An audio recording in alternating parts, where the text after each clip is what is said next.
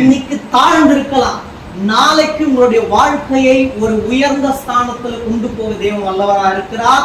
நீங்க பண்ண வேண்டிய ஒரே விஷயம், யாரு கேட்டோன்னா பண்ணாதீங்க, மனம் மாறாதீங்க. உங்களுக்கா தோணணும், தேவன் ஒரு எக்ஸ்பீரியன்ஸ கொடுத்தாரு, அந்த அனுபவத்துல இருந்து என்ன ஆசீர்வாதமா இன்னைக்கு வச்சிருக்காரு அப்படின்னா நான் அவர்கிட்ட எப்படி உண்மையா இருக்கணும். அதனால என்னோட ஆவி, ஆத்துமா, சரீரம், உடல், உயிர் எல்லாத்தையும் அவருக்கென்று ஒப்பு கொடுக்கணும்ன்ற எண்ணம் வந்த பிறகு கொடுங்க. நாங்க சொல்றோம் கொடுக்காதீங்க, அவங்க சொல்றாங்க அதனால இன்ஃப்ளூயன்ஸ் ஆயிட்டு கொடுக்க கூடாது. உங்களுக்கா மனசு வந்து உங்களுடைய ஆத்துமாவை அவர்கிட்ட ஒப்பு கொடுத்துட்டதுக்கு அப்புறமா உலகத்தோட ஐக்கியம் கொள்ளாதீங்க. என்னன்னா என்ன, அவ்வளவுதான்.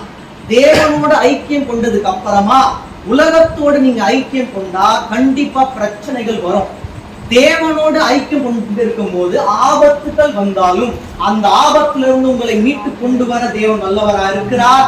இனி அவர் உங்களுடைய காரியங்களை நன்றாய் நடத்துவார். அவர் செய்ய நினைத்தது ஒன்றுமே தடைப்படாது, தவறாகாது, எல்லாமே சரியாக நடத்த தேவன் வல்லவரா இருக்கிறார். விசுவாசிக்கிற மாத்திரம் கைகள்